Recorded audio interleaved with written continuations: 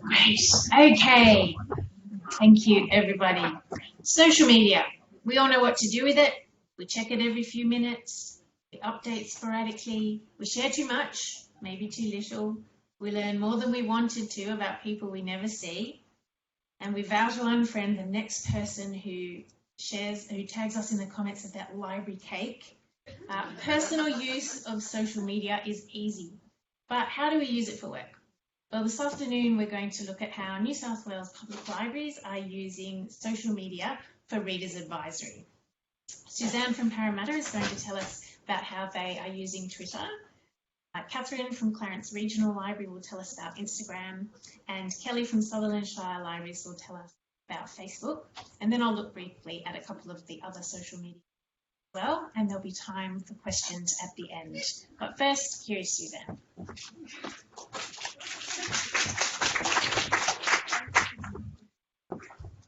Thank you, Amy. Okay, good. Where are we? Okay, so our Twitter, Paralibrary, was born in September 2009, so it's been going for quite a while. We got a fair, we've only got 1,500 followers, but better than nothing. We've got about 2,000 tweets so far, or close to 2,100, probably by next week maybe. 92 likes and many retweets. So it's just one of the platforms that we have. We do have Facebook and a blog and YouTube and other channels. So this was just Twitter that we were asked to speak about. So how do we do it? So we have a core group of very interested and very motivated staff. So it's not just the responsibility of one person. I would definitely not recommend that, because then you may not get very many tweets done at all if that person goes on holiday or something. So if you can have a core group, and preferably maybe some with different tastes, reading tastes, then you get more diversity in your recommendations. We use all different types of social media, and we try and connect them to our Twitter account. So our blog, Parareads, that most of the time that will automatically tweet to we'll automatically tweet when we post a new post. YouTube, again, where we've been putting some book recommendation videos featuring our lovely Catherine, and that goes on the blog and on YouTube, and then it automatically tweets as well. We try and retweet what's fun and interesting in the world of libraries and reading and the local community. Try and keep it a bit more fun than, say, the blog. The blog's more reviews and prize winners and that kind of thing, so Twitter is more of an interactive thing. We follow anything to do with reading and books, libraries, authors, publishers, that kind of thing, as you would expect. Interactive, it allows us to have direct and prompt response with customers. We encourage staff to follow and interact with authors and publishers and other things. If we need to schedule, if we don't think we're going to be able to do any live tweeting, we use Hootsuite to achieve that. And it's very helpful to have a healthy working relationship with Council's communications and ICT department, especially when you're trying to set it up.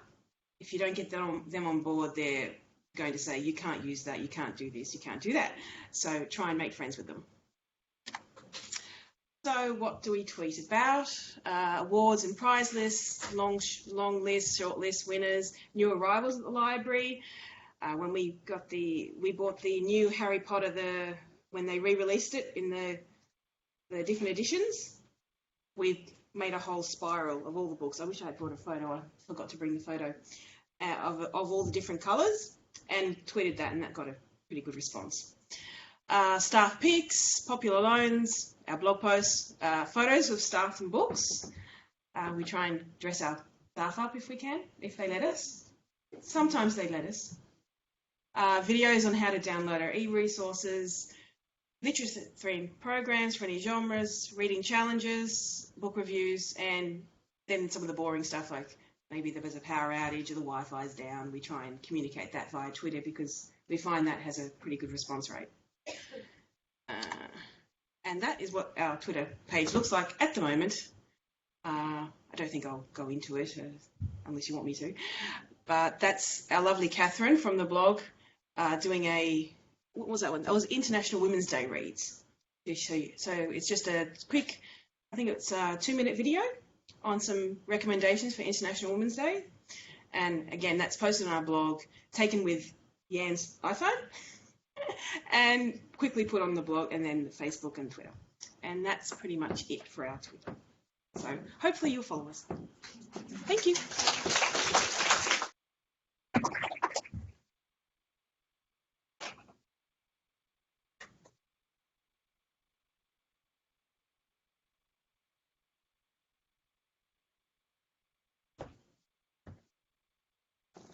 Hi, I'm Catherine from Clarence Regional Library, and I'm just going to quickly go through and show you exactly how we use Instagram. Essentially, we started in August 2016, and through August to October, we were just experimenting with how we can use it and what we could use it for, because it was sort of relatively new then, and we weren't sure how we could use it for our community. So we did some research. Reviewed what other libraries were doing at the time. We asked our social media guru, who happened to be my daughter from working at university, what was the best sort of Instagram post that she could give me some ideas about. And so she sent me to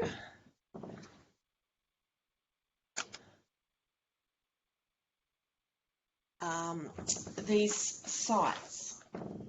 So Anne Reid's Vintage Book Love, Kate Butler, Storybook Style, My Book Bath, and Xanatine. Has anybody heard of any of these people at all?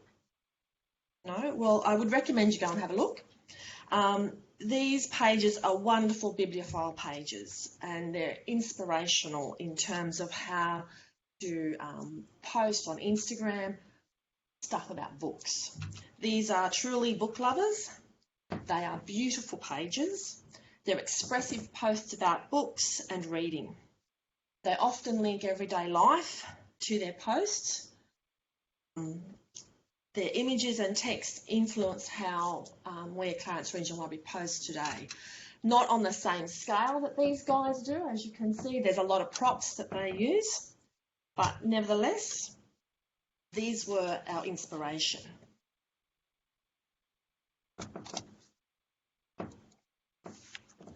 Okay, so why do we do it? We use Instagram to highlight our different collections. For example, we share the love of reading through looking at our collections like our legal toolkit, our local studies collection, our parenting collection, our ebooks, and our e-audio. And we also highlight our different services. For example, our different pieces of equipment in the library, for example, our microfilm reader printer, our DIY kiosks, our reservations, study facilities, the shopping trolleys that we have available for our public to be able to walk around our library and select and put their books in their trolley and bring them to the service counters. Also, we highlight our meeting room facilities. We also highlight different events that are linked to our collections. The post there is one of their examples of the post that we shared during our Jacaranda Festival, and it's our purple book. So for a week, every post that we did, there was a link to the colour purple. And it either had purple in the title, it was coloured purple, it was just about purple books. But we also do posts around Anzac Day and highlighting our war books. We have a race week in July, and so that's very big in the Valley, and we highlighted all our racing history books. Our HSC study events and our HSC collections and our book week books and our Christmas books, they're all good opportunities for us to post.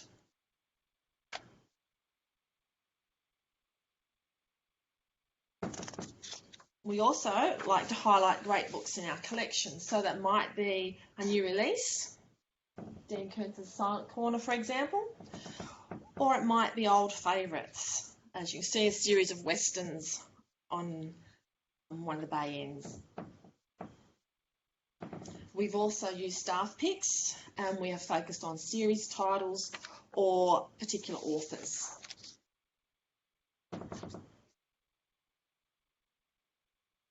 We also like to have fun, so staff are often playing around with book faces, and we'll put up a book face on occasion. And it's also the, guess what this is? Pieces of equipment. Anybody guess what that particular piece is? Yes, it's a comb binder. So we just like to have some fun. So the how. Basically, we do one post a day or every couple of days. Generally, it's first thing in the morning, and usually that's because it suits me best to post, suits my schedule. I will often take multiple images in advance. So if I'm not actually able to do the photographing on that day, then I can have photos in the phone to be able to post if I'm elsewhere. For example, I'm in Sydney today, but I still posted this morning from a photo that I took last week. We always use the same set of core hashtags, and they're it basically. But that does get mixed up if there's a particular post that we make about a particular specialist subject area. For example, if it's to do with our Jacaranda Festival posts, then there's a hashtag for the Jacaranda Festival. If we're doing a book face, then there's a hashtag for book face. It is important to be selective with your hashtags. They don't like it if you've got more than 30, so you need to keep it under the 30 limit.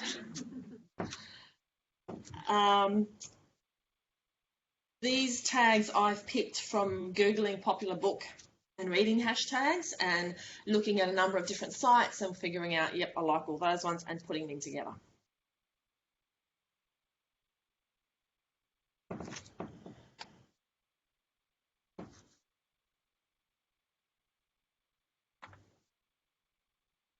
I also like to search for suitable Instagrammers to start with. So if you follow, others will follow you. New York Public Library, New South Wales Public Libraries, our Clarence Valley Culture hashtag, which is a local one, and My Clarence Valley is another local hashtag. We follow them. And then we follow up every so often by following our followers. And those people that merit it, generally, we don't just follow anyone, but it's often library pages that are inspirational, local businesses that have great Instagrams, and local personalities that are exciting. Emphasis is on local, though it's an international format. We're there for our local people because they're the ones that are going to be using our services and keeping us going.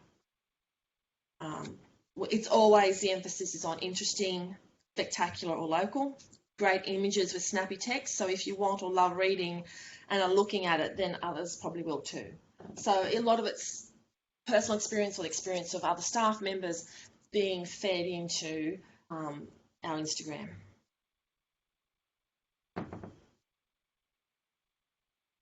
Okay. Yep, so we spend a couple of minutes each week usually looking at posts for those that have followed us, and if they look good and their own Instagram pages look inspirational, then we'll like them.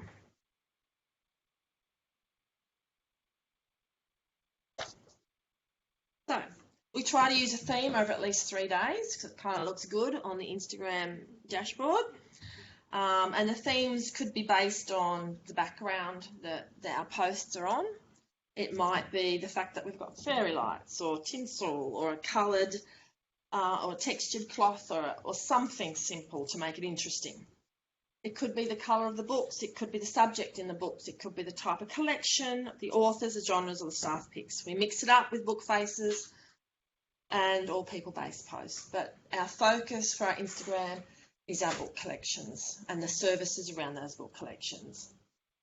Because we wanted to make this tool as personal in terms of reading and focusing on the reading as we could. So it's, hey, look, we've just read this book, this is fantastic, or this is a staff pick, this is a great story to read. Why don't you try it? It's available from your library. Come on in, staff can help you. And that's me done.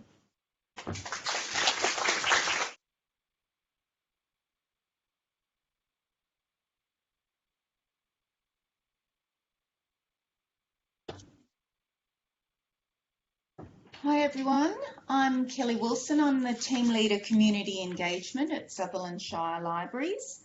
I'm going to be talking about our Facebook content today, but I have to say a lot of it has been produced by this lovely lady who's talented, creative and dedicated Readers Advisor at Sutherland Library, Monique Aquala, and of course with some assistance from our other staff. So I'll just start. So everything we do for social media at Sutherland Shire Libraries comes down from our overarching communication strategy. So that talks about what is our brand purpose, what's our business purpose, our brand pillars, objectives, who's our audience, what are our communication objectives, our tone of voice, content pillars, and then we talk about what channels we're going to use, and of course Facebook is one of those. So starting at the top, I'm not going to run through absolutely everything, but the top line of our communications plan is basically the Sutherland Shire Council's brand purpose or vision, which is that we are a connected and safe community that respects people and nature, enjoying active lives in a strong local economy. We then look at the library's purpose, which Sutherland Shire Libraries aims to build a literate, informed and connected community. So our objectives that we're trying to communicate to our community are 4. And we were lucky enough to have Joanne Spencer come and consult to Sutherland Shire Council, and she has worked with a lot of large organisations as a specialist social media consultant, and she advised us pick 4 things and stick to them. If they do not fit in these objectives, do not cover them. So, that was more so content pillars, but we had to work out our communication objectives, which are to educate, to inform, update and spread news, to engage and make people aware of our brand. Because we have so many different contributors to our social media channels, we had to come up with a tone of voice. And, initially it probably started out, Monique and I did everything, but believe me, with so many channels, it is impossible to feed that beast without help. So you need to come up with a tone of voice. So we decided that our social media voice should be approachable, useful, knowledgeable, community focused, understandable, funny, quirky, interesting, responsive and supportive. So it incorporates Sutherland Shire Council's brand values of being active, evolving, respectful and collaborative, but it's not stereotypical, dry or functional, know-it-all, cheesy or obscure. So these were the 4 content pillars that we picked, which Joanna advised us. Anything that we are posting has to fit within these 4 content pillars, and you'll see our number 1 pillar is reading and literacy, which I think most of our Readers Advisory content comes under. We also look to talk about our events, our resources and our stories of impact. What are we doing to change what effect are we having, what impact are we having on our customers' lives? So for Facebook, Facebook has a number of issues, number 1 of which is the algorithm change, which drives us all insane and makes it really hard for our content to be seen. Joanna's advice to us, and we were doing this, but we're committing even more money now, is to boost our content. We are paying to boost our content, even to the people who have already liked us. They aren't necessarily seeing us in their feed unless they're interacting with us or unless we pay for it.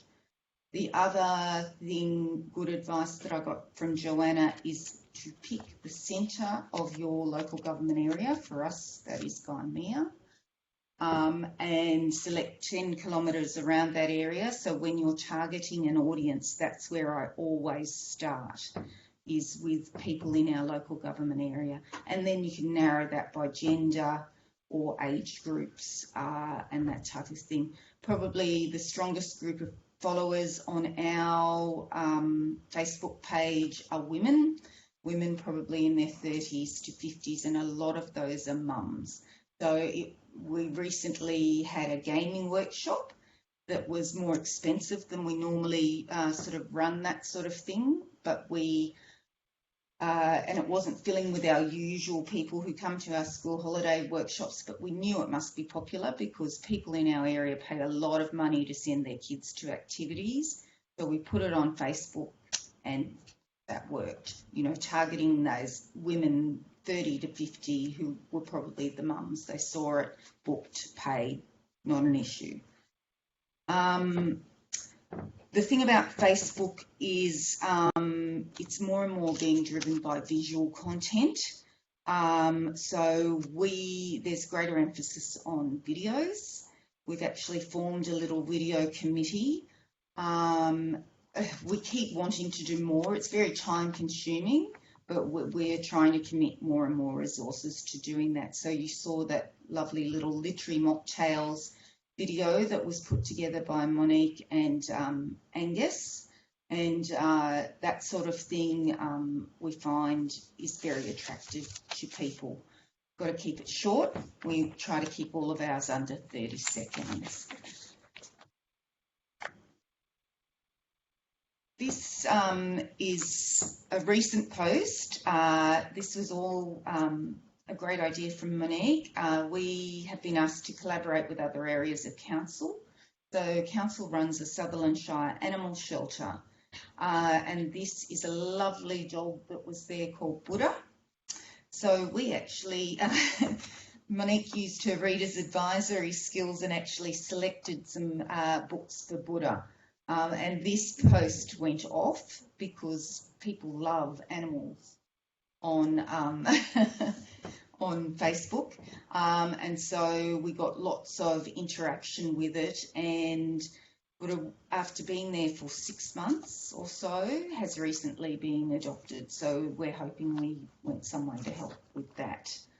So that's going to be a series. So Monique finds out about the dog. We've asked the people at the shelter, they have a photographer who's been very cooperative in this dressing up the animals, and we're giving them, finding out what their personalities are like. And so we're recommending books, we're promoting the animal shelter and doing that all together.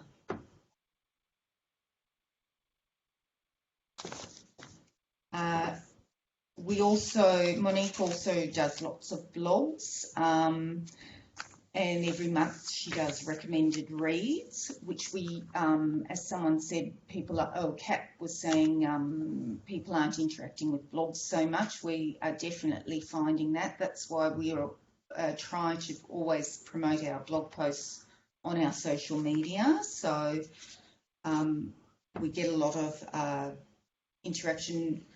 You will see often after we've posted one of these, you'll go on and see how many people have ordered the book, and it does have an uplift in numbers. So that's an example of how our blog now looks. We've got a rotating carousel, and it's very much about the book covers, selling the book, and not mountains of text, just trying to keep it simple. We also do criminally good reads, and you'll see this particular post recently got a lot of engagement where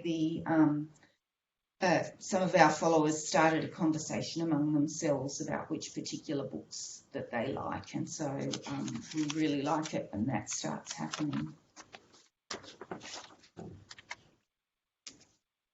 We, of course, do staff favourites. People seem to want to know what we like and what we're reading.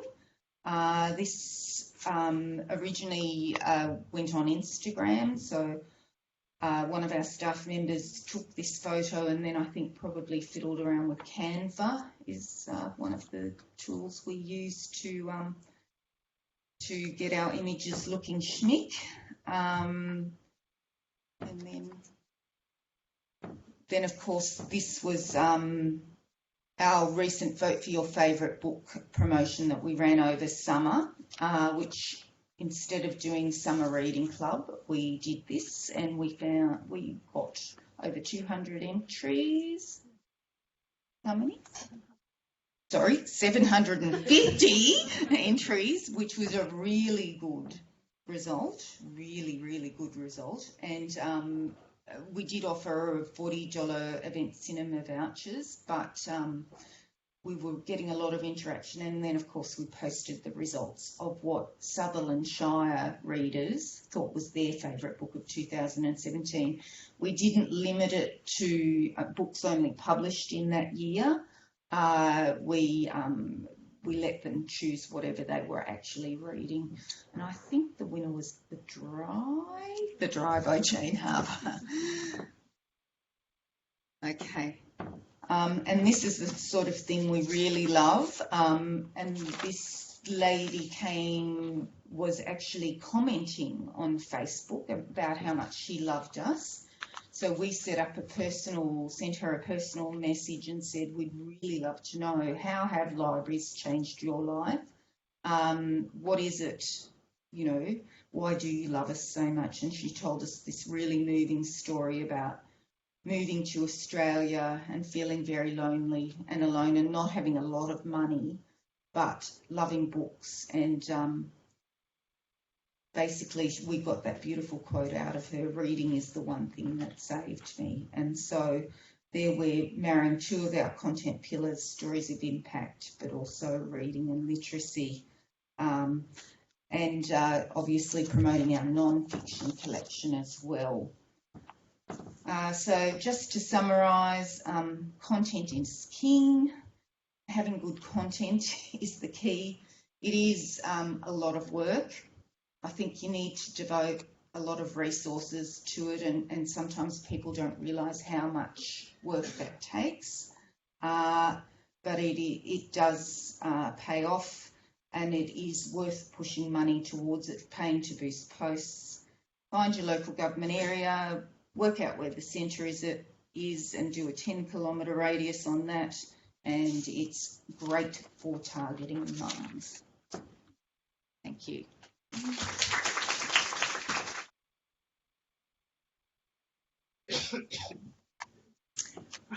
So Twitter, Instagram and Facebook are not the only social media tools being used by libraries. Pinterest is great for Reader's Advisory. It's about the pictures, like Instagram is, but it's also about the links, unlike Instagram.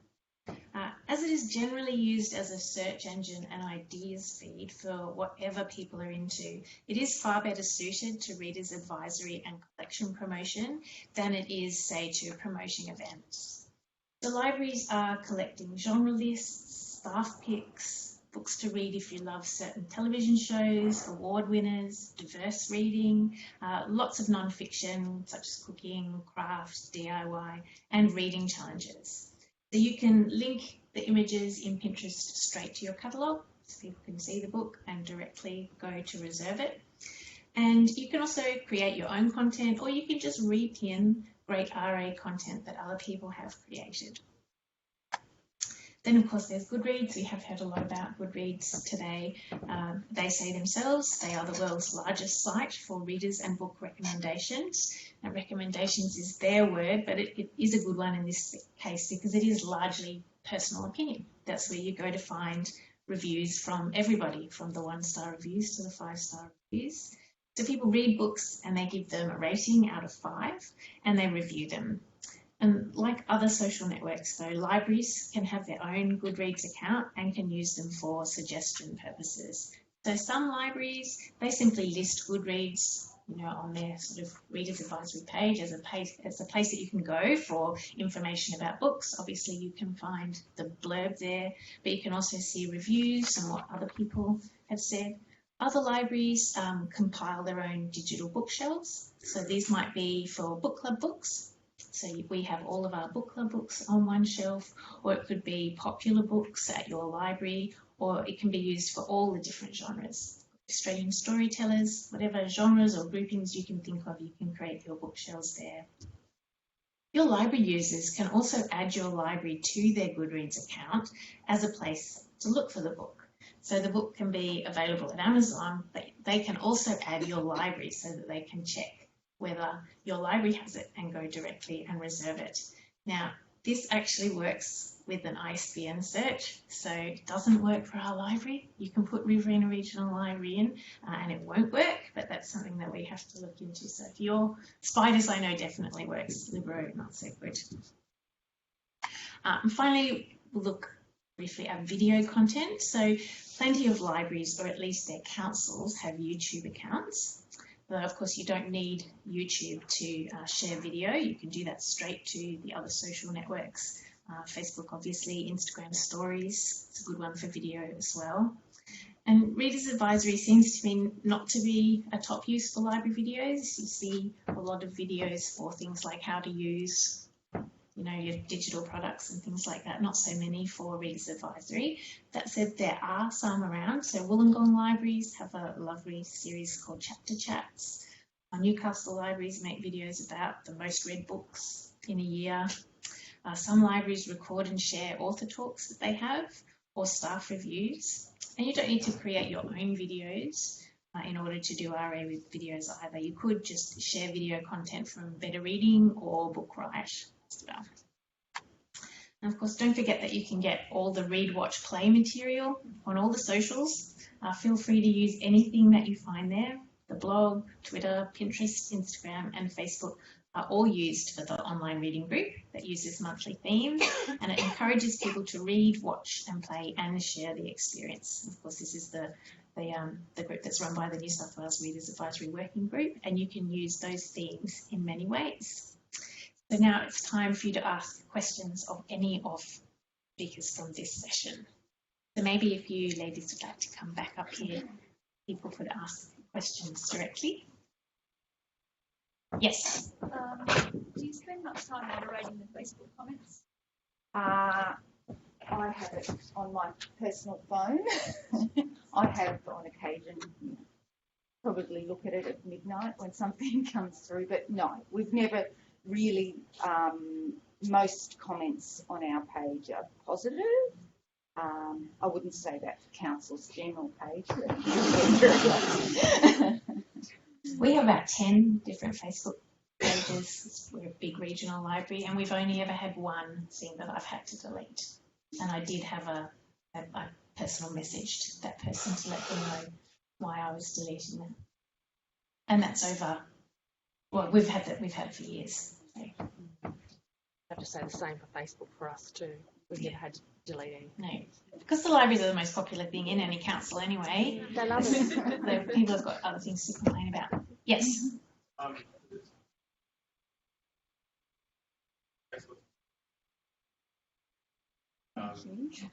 you going to share that presentation? Yes. Also, that does take a lot of doing that is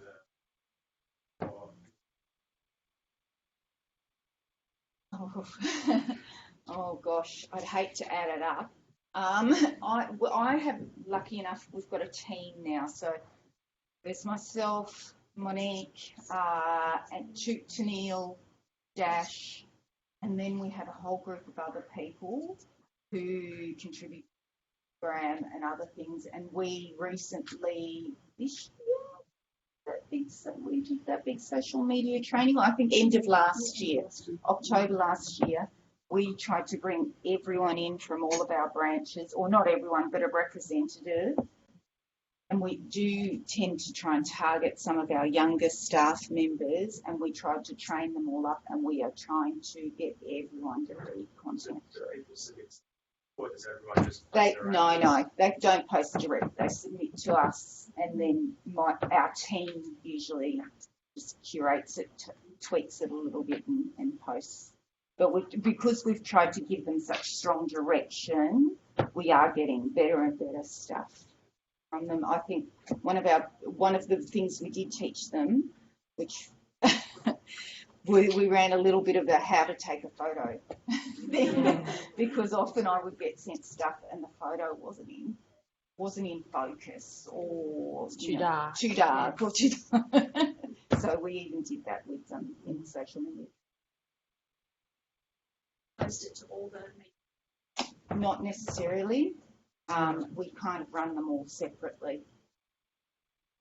We do share some things, our big, annual book sale, vote for your favourite book, but we try not to duplicate it every week. Just to be clear, this is duties on top of people's.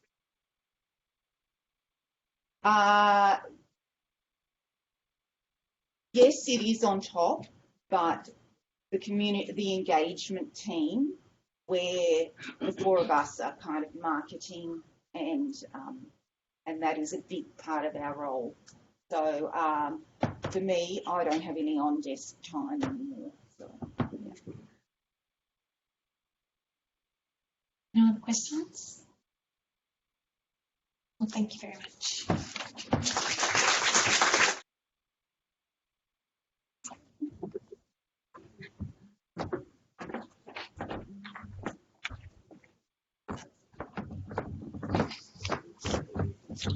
So to round out the day, we have some good old-fashioned variety from Ellen.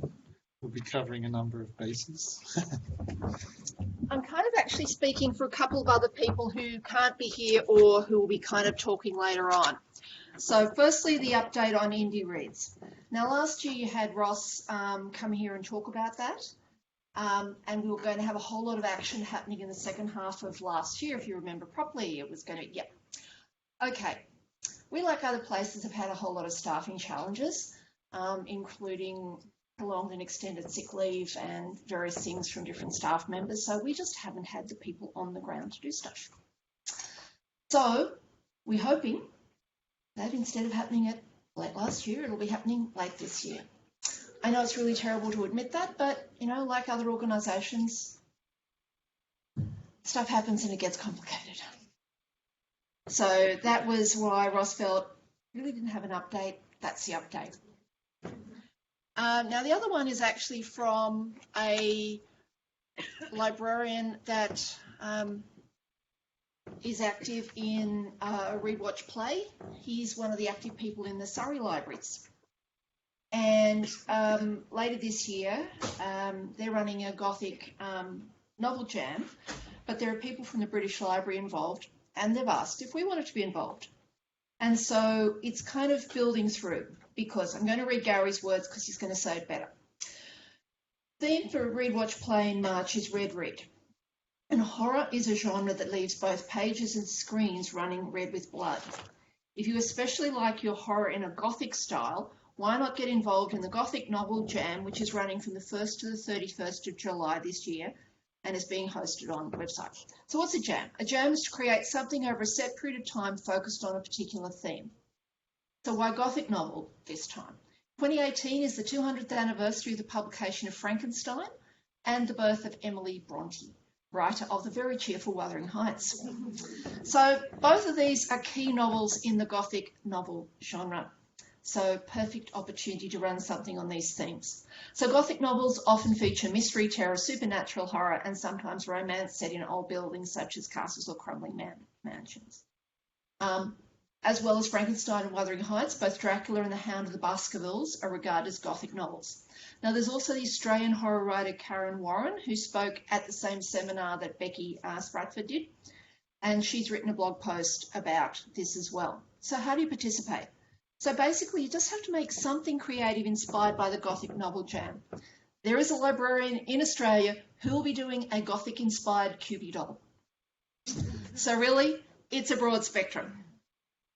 You need to create an online account, and entries can be stories, poetry, art, etc. Now, this is something that you can promote to your community, and that's kind of the point. It's not so much that we end up with a whole lot of librarians doing stuff, and that would be lovely, but that you actually can promote it to your community as a celebration of Emily Bronte and Frankenstein in particular.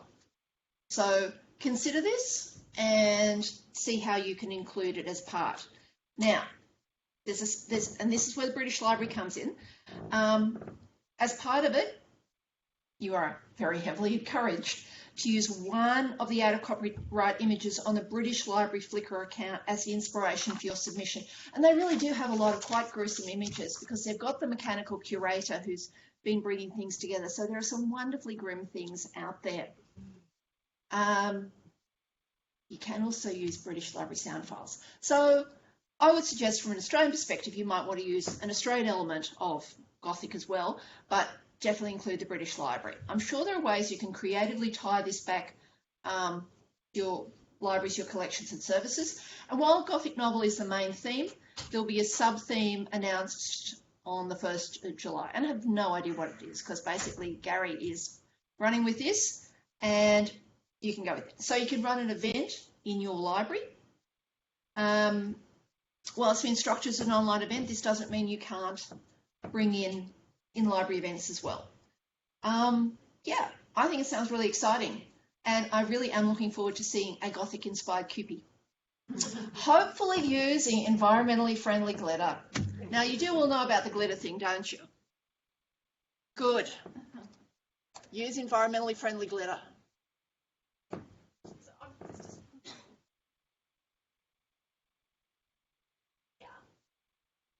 Here is the online site. You'll get the link on the wiki with the rest of the program's things from today.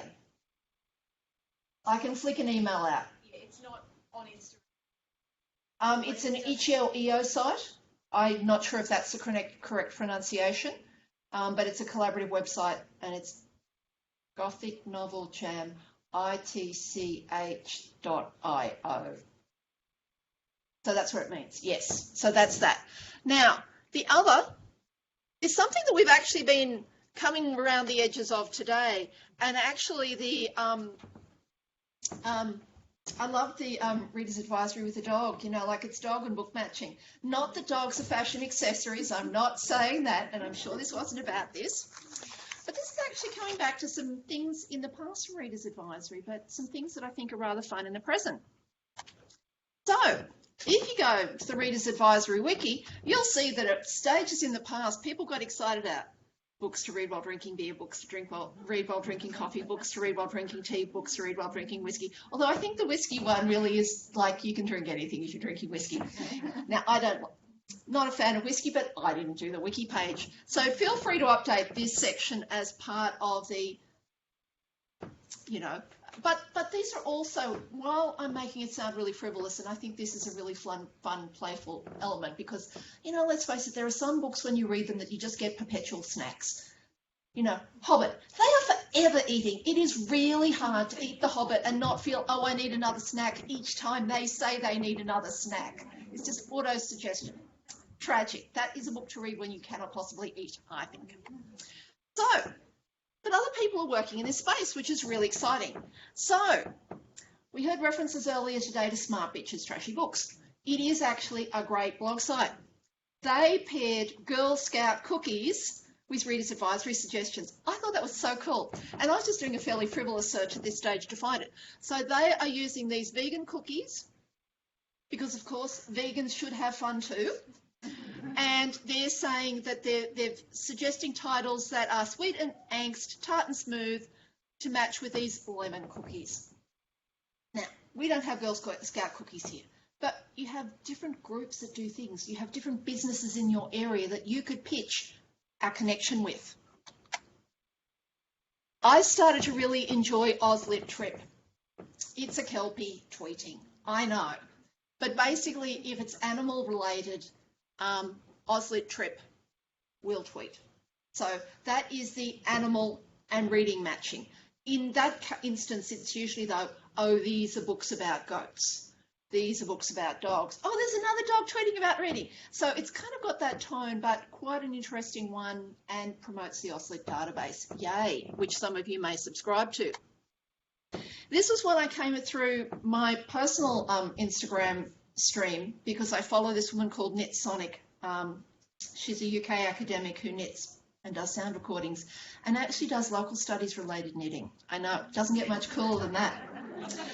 I know, everybody's hearts beat faster for different things. This works for me. Now, she's actually paired, and I could not get a picture that had the descriptions big enough to actually read, cheese and local wool.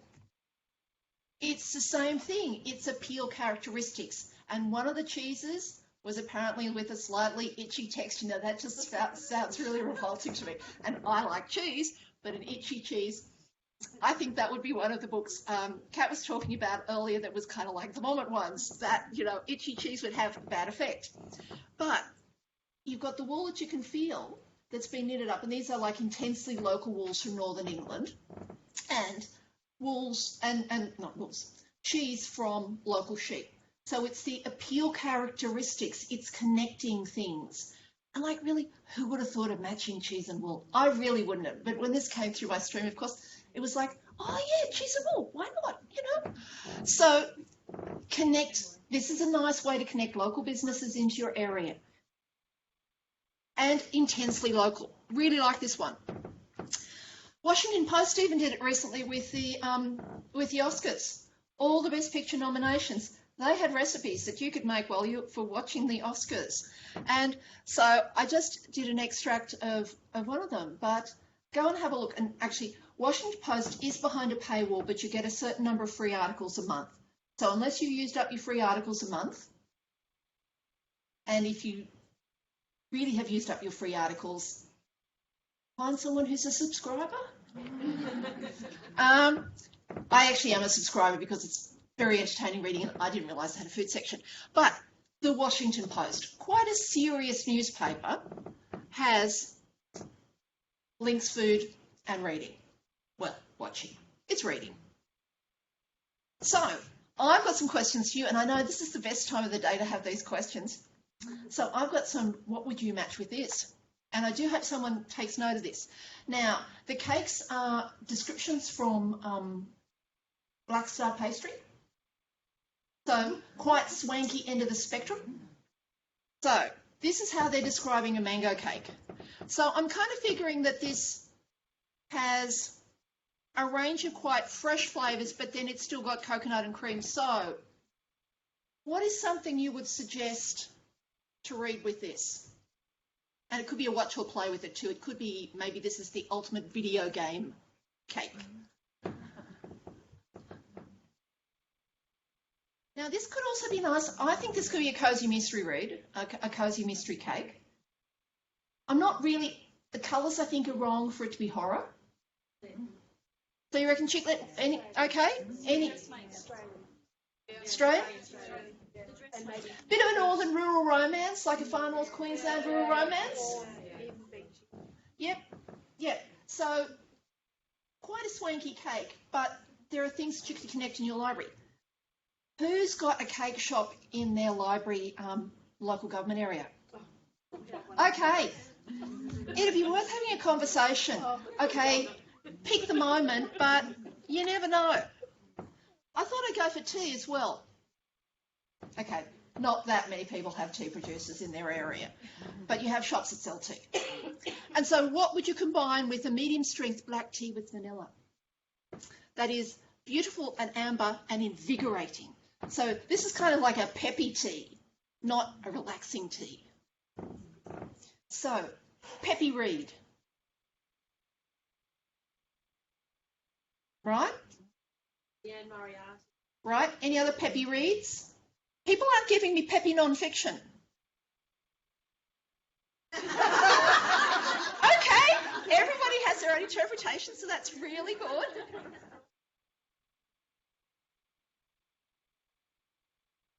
That would be definitely a nice one to go with this. Okay, it's not the only tea, just in case you're just starting to get your tea thinking. So, bush tea with wattle seed. Now, this actually is a really funky tea. I know you kind of think tea and chocolate won't work, but tea and wattle seed is this very beautiful thing. So, a slightly unusual tea, could be a cosy. I think you could even push a Matthew Riley this way, but I think you can push a Matthew Riley at almost anything. So, you know. But, you know, why shouldn't tea be the drink of an action reader? I know. Okay. So, anything else that you think would possibly go with Australian bush tea with wattle seed? Right? Yep. Yep. Yeah, dark emu would definitely be a great one. About cooking with, bush tucker or something. Yep. Yep. So it's just kind of, sorry? French, some of the Look, I even think, what's that one about the wombat under the house? You know? Really? Yeah. So I think, yes. So you can kind of see there's a bit of a long bow being drawn here, but it's about the pitch, and it's kind of about winning people over. Vanilla slice, again, this is vanilla slice as described on Black Star Pastry. And I have to admit, I bought them once, but they had beautiful descriptions. So, but vanilla slice, classic Australian food. So, sorry? Yes, yes. Right? Do you think you could do a longbow and get it even to some French stories? Because, vanilla slice is based on French pastry. We just usually don't acknowledge it most of the time because they pronounce it differently.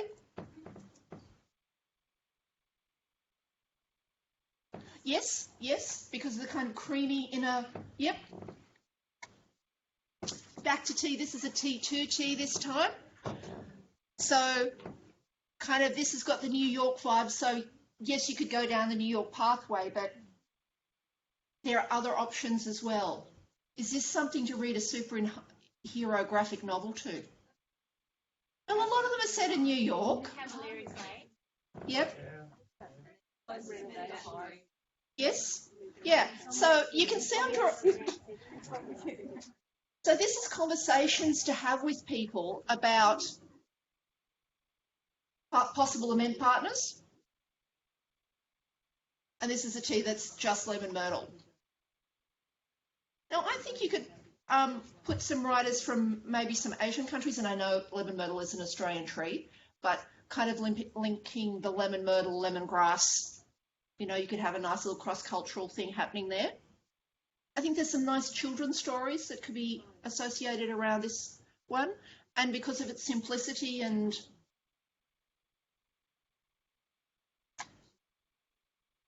so then I also thought, I've been avoiding beer. And so we have a black IPA. This description is from Mudgee Brewery. They had very glowing descriptions. So, what reading suggestions here? Could be. Any non-fiction other than biography that would fit with this? This could be also some police procedurals from.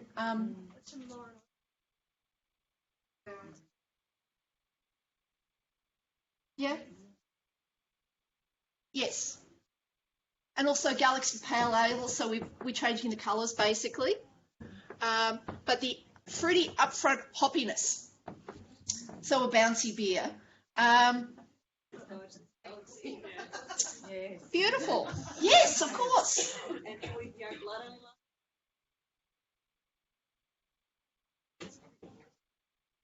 So if you've got a local brewery, and more people are actually having craft breweries in their area, this could be a pitch to put to them. You never know, they might actually say yes. In Denver in the US, they've actually got a company called the Fiction Beer Company, and their beers are named based on various writing. And we cycle back to the Girl Scout cookies. And this was I like this one because they say we're not quite sure how to pronounce it, or we're going to give you different options. And so this is cookies that work well by themselves, or cookies that you can make into other things. So series effects. So they're giving you novel suggestions that work well individually, but also a part of a series. So I don't really would be talking to local bakeries, local breweries, local cake shops, but also I do love the way Sutherland was getting their pound involved. It's really thinking about what you can draw a reasonable bow with, and it's how you tell the story back to the organisation as to what's in it for them. You know, a brewery mightn't have thought of having a reading group meet in the brewery. I'm sure a lot of reading groups have thought of meeting in breweries. Or wineries, if that's your area, go with that. It's really a way of highlighting local produce and specialisation, but also, why not, trying to connect reading in with it. So, do go away and think about it. And the examples of the Girl Scout cookies, they actually work their way through every single sort of Girl Scout cookie. I only showed you 2, so there's a lot more to go and explore there. Thank you.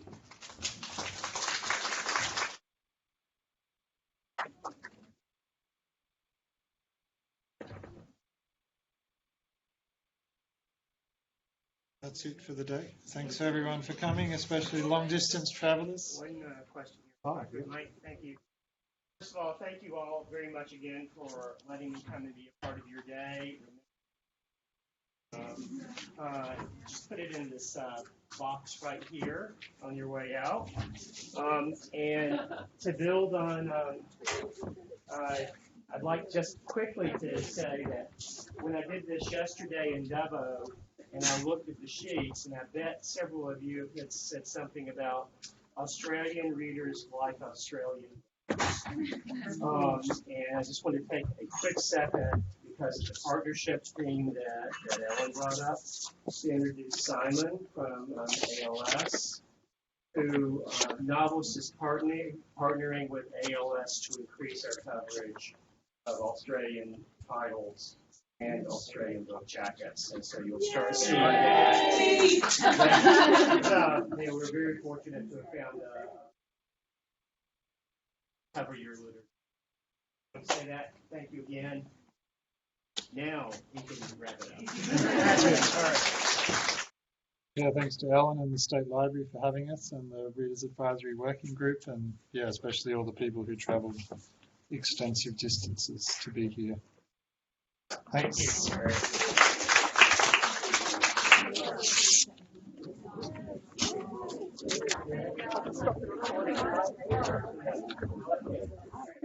you.